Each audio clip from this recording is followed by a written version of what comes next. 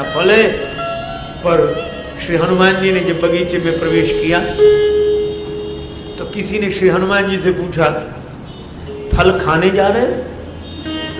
हनुमान जी बोले, ना, फल खाने का तो बहाना है। बोले फिर? बोले हम तो फल चखाने जा रहे हैं। फल चखाने जा रहे हो? किन्हें? बोले जो फल रखाने के लिए बैठे। ये राक्षस खुद तो फलाहार करते नहीं, औरों को करने नहीं देते।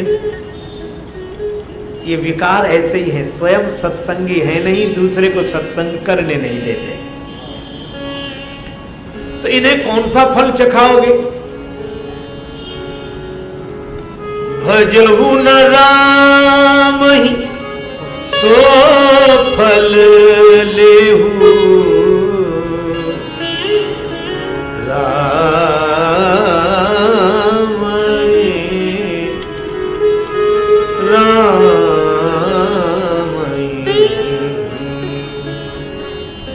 राम जी का भजन नहीं करने का जो फल है वही इन राक्षसों को मिलेगा। अब श्री हनुमान जी गए तो पहले तो फल खाए। अब राक्षस तो स्वभाव से आलसी। एक राक्षस ने देखो देखो देखो बंदर फल खाए जा रहा है, दूसरा बोला रे बंदर 2-4 फल खाएगा क्या है। हनुमान जी ने कहा ये तो आ ही नहीं रहे। तब दूसरा काम किया, तरु तोरे लागा। अब वृक्ष उखाड़ने शुरू की। किसी ने हनुमान जी से पूछा कि वृक्ष क्यों उखाड़ रहे हो? बोले जब यहां कोई फलाहार करता ही नहीं है तो वृक्ष लगे रहने की आवश्यकता क्या है। जब किसी को सत्संग करके जीवन का लाभ प्राप्त करना ही नहीं है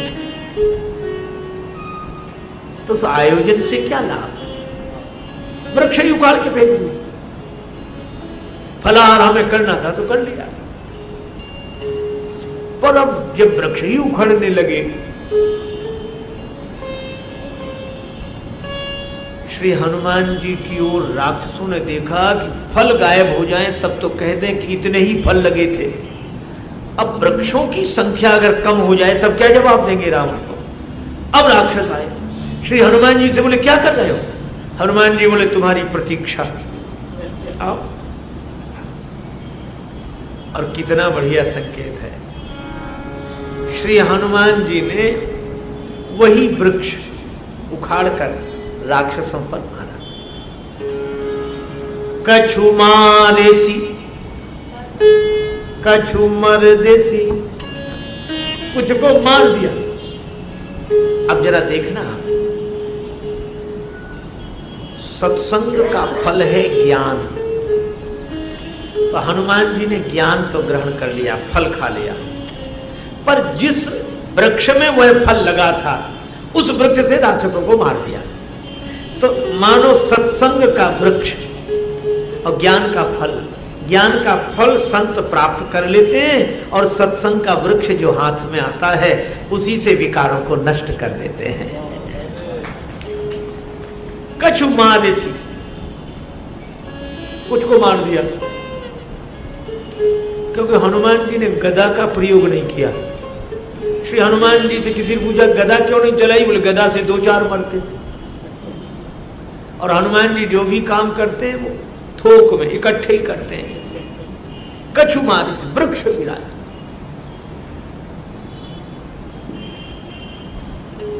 और कछु मर्दिस, एक राक्षस को इस हाथ में पकड़ा, एक को इसमें, और बड़ा विशाल रूप बजरंगबली ने बना लिया, ऐसे रगड़ने लगे। कछु मर्दिस। अब दूसरे राक्षस वो चिल्लाए बचाओ बचाओ, तो दूसरे राक्षस कहीं बचाएं तो तब जब वहां तक पहुंचे, इतना विशाल रूप है। तो किसी ने कहा पांव पकड़ के बंदर को नीचे गिरा। तो जो पांव पकड़ने के लिए आए तो कछु मिले सी धरी धूरी, उनको धूल में ही मिला दिया पांव से रगड़ कर। किसी ने तुलसीदास जी से कहा कि आपने संख्या नहीं लिखी, कुछ को मारा, कुछ को रगड़ दिया, कुछ को धूल में मिला दिया, संख्या लिखनी चाहिए थी। तुलसीदास जी बोले अरे मरने दो, कहा क्यों? बोले विकारों की गिनती करना ही मुश्किल है, विकारों की गणना नहीं की जा सकती। और दूसरे फिर ये राक्षस हैं, मरने दो, इनकी क्या गिनती करना। कौन से महापुरुष हैं जो इनकी पुण्य जयंती मनाई जाएगी तो रखा जाए, कितने मरे। गनई को पार निशाचर जाती, मन में कितनी बुराइयां आ सकती हैं, इनकी गणना नहीं की जा सकती। देख अमित आपन परिवार, ये विकारों का परिवार अमित है। कुछ बच गए, उन्होंने रावण को खबर दी। एक संत कह रहे थे कि जब कोई हाँफता हुआ और डरता हुआ जाएगा तो स्वाभाविक है कि उसकी श्वास तेजी से चलेगी, और जिसकी श्वास तेजी से चलेगी वो कोई बहुत बड़ा वाक्य नहीं बोल सकता, रुक रुक कर बोलेगा। तो ये रावण के पास जो राक्षस गए तो वे 2 अक्षर से बड़ा शब्द ही नहीं बोल पा रहे। नाथ 2 अक्षर, नाथ एक आवा कपि भारी। मानो नाथ कहकर फिर नाथ एक आवा कपि भारी, और थोड़ा ठहराव आया श्वास में तो बोले सो अशोक, अब 3 अक्षर का शब्द, अशोक वाटिका उजारी। रावण ने कहा चिंता मत करो, अक्षय कुमार को भेजता हूं। पुनि पठे उते ही अक्षय कुमारा, पुनि पठे उते ही अक्षय कुमारा, चला संग ले सुभट अपारा।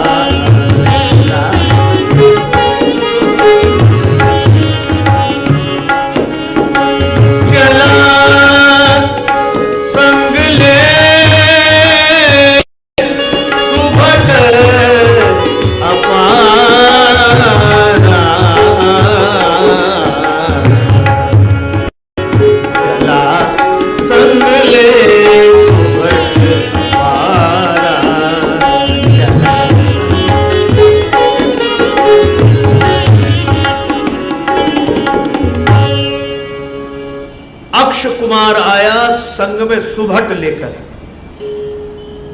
श्री तुलसीदास जी की किस किस विशेषता की ओर देखा जाए, ऐसा शब्द चयन। पहले कौन थे अशोक वाटिका में रहे, तहां बहु भट्ट, भट्ट थे। और अक्षय कुमार आया तो चला संगले सुभट। और बाद में वर्णन आता है कि अक्षय कुमार का जब हनुमान जी के द्वारा वध हो गया तो मेघनाद आया, और मेघनाद के संग कौन था? भट्ट नहीं, सुभट नहीं, रहे महाभट्टता के संगा। भट्ट सुभट महाभट्ट। लेकिन हनुमान जी ने सबको भटाभट कर दिया, एक नहीं बचा, भट्ट सुभट महाभट्ट। और जितना बड़ा योद्धा उतनी आसानी से मारे, गए गए कपि मर्दई निज अंगा। महाभट्ट को ऐसे पकड़ा, रगड़ा, इतने में साफ। अतुलित बल धाम, अतुलित बल धाम, हेम शैलाभ देह, धनुज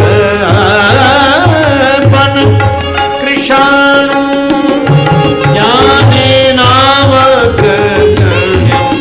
अतुलित बल धाम, अतुलित बल धाम, अतुलित बल धाम, धाम धाम। हनुमान जी अतुलित बल के भंडार हैं, बलवान हैं, परम बलवान हैं, लेकिन उद्दंड नहीं है। हमारे यहां बलवान के यश का वर्णन किया जाता है, उद्दंड का समर्थन नहीं होता है। उद्दंड कौन? बोले जो अपने से बड़ों की मर्यादा न रखे वह उद्दंड। मेघनाद ने देखा कि मैं भी नहीं बचूंगा, तो उसने ब्रह्मास्त्र का प्रयोग किया। ब्रह्मास्त्र ते ही साधा कपि मन कीन विचार।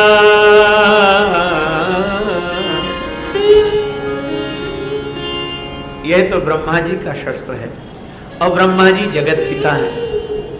ब्रह्मा जी की मर्यादा रखनी चाहिए, वय का सम्मान करना चाहिए। महाराज मनु ने कहा अभिवादनशीलस्य नित्यम वृद्धोपि सेविनः चत्वारि तस्य वर्धन्ति आयुर्विद्या यशो बलम। जो प्राणी अभिवादनशील होकर अपने से बड़ों की मर्यादा रखता है, उनकी पद वंदना करता है, उसके जीवन में 4 चीजें बढ़ती हैं, आयु, विद्या, यश और बल। वय का सम्मान करना चाहिए। एक वृद्ध अत्यंत उदास थे, अकेले थे। किसी ने पूछा आप अकेले पड़ गए हैं, आपके पास कोई नहीं बैठता, कोई नहीं आता, तो आपका मन शिकायत से भरा होगा? तो वो बोले नहीं। क्यों? बड़ी सुंदर बात कही। कहा कि पीरी में दोस्तों की बदगुमानी का क्या गिला है। बुढ़ापे में अपनों ने अगर साथ छोड़ दिया, दूरी बना ली, तो शिकायत क्या? यह तो होना ही था। क्यों? पीरी में दोस्तों की बदगुमानी का क्या गिला, दूर रहते हैं सभी गिरती हुई दीवार से। गिरती हुई दीवार से तो सभी दूर रहते हैं, लेकिन जो गिरती हुई दीवार वृद्ध को समझते हैं, वे जीवन के बहुत बड़े लाभ से वंचित रह जाते हैं। मैंने एक घटना सुनी थी रामचरितमानस में ही। अगर हम लोग विचार करके देखें, राम जी का राज्य चला गया, लेकिन खोया हुआ राज्य फिर मिल गया। क्यों? क्योंकि श्री राम जी वृद्ध का सम्मान करते हैं। राम जी के यहाँ वयोवृद्ध मंत्री हैं सुमंत। सुमंत जी राम जी के पास आए तो राम जी क्या करते हैं? राम सुमंत ही आवत देखा, राम सुमंत ही आवत देखा, आदर की पिता सब लेखा, राम सुमंत ही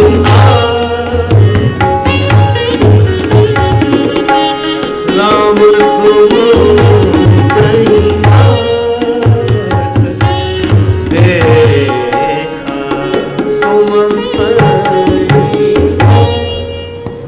राम जी ने सुमंत जी को देखा तो पहले दोनों हाथ जोड़े, फिर सिर झुकाकर सुमंत के चरणों में प्रणाम किया।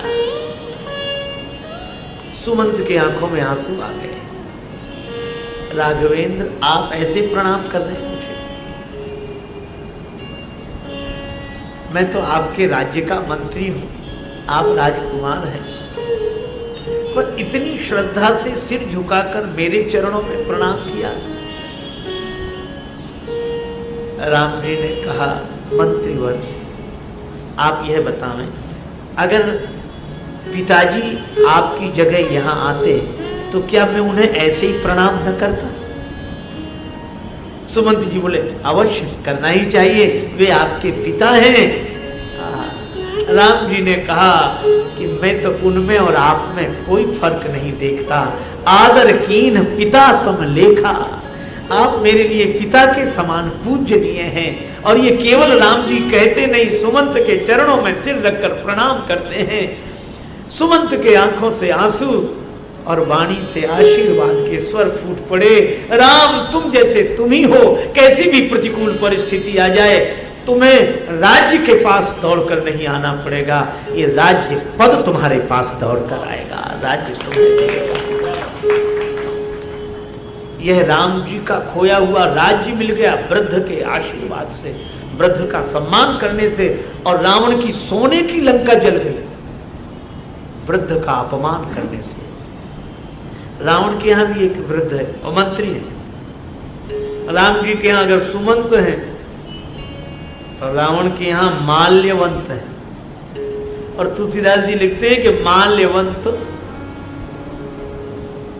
बड़े बूढ़े हैं, एक होते बूढ़े एक होते बड़े बूढ़े।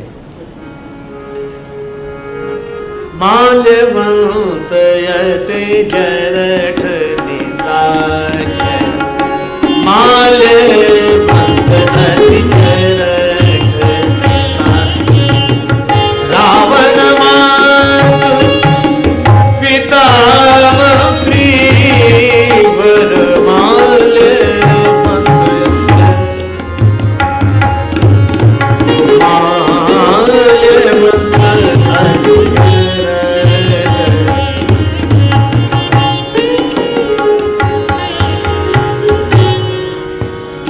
माल्यवंत अति जरठ, अत्यंत वृद्ध। अच्छा, रावण का संबंधी भी, रावण मातु पिता, रावण की माता का पिता नाना और श्रेष्ठ मंत्री। नाना ने समझाया, वही वृद्ध व्यक्ति समझा रहा कि देखो मेरी बात मान लो। रावण बोला, नाना नाना तुम्हारी बात मैं नहीं मानूंगा। मुझे एक हंसी की बात याद आई। एक वयोवृद्ध व्यक्ति से किसी ने कहा, संत ने, क्या वृद्धावस्था है, भगवान का भजन करो, साधु न बनो पर मन से साधु हो जाओ। उस वृद्ध ने कहा कि आप कहते हैं कि मन से हो जाओ, मैं तो वैसे भी बाबा जी होने के लिए तैयार हूं। कहा क्यों? किसी संत के कहने से? बोले ना, मेरा जो पौत्र है उसे मैं गोद में खिलाता हूं, तो मेरी गोद में जब बैठता है बेटे का बेटा, तो मुझसे कहता बाबा बाबा, तो बाबा, तो मुझे लगता है कि अब तो बाबा हो जाना चाहिए। इस शुद्ध तोतली बानी पर कुछ तो मन में शर्माओ, नाती कहन लगे बाबा अब तो बाबा हो जाओ। तो संत ने कहा कि यह तो बड़ी अच्छी बात है, आपका बड़ा अच्छा विचार है, लेकिन बोले पूरी बात तो सुनिए। विचार बदल जाता है। कहा कि विचार बदल क्यों जाता है?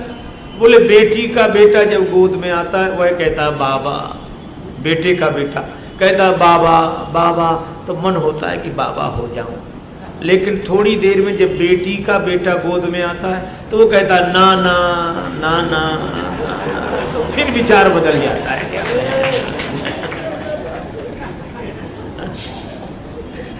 रावण का भी नाना समझा कि मान गया, पर रावण केवल नाना करता तब भी बात समझ में आती। रावण क्या बोला?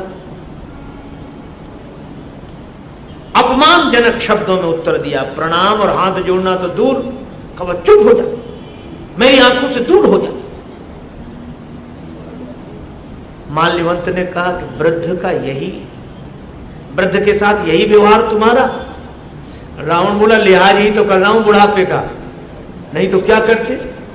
बोला बूढ़ भयऊ न तू मरते हूं तो ही, वो तो तू बूढ़ा हो गया, नहीं जान से मार डाला।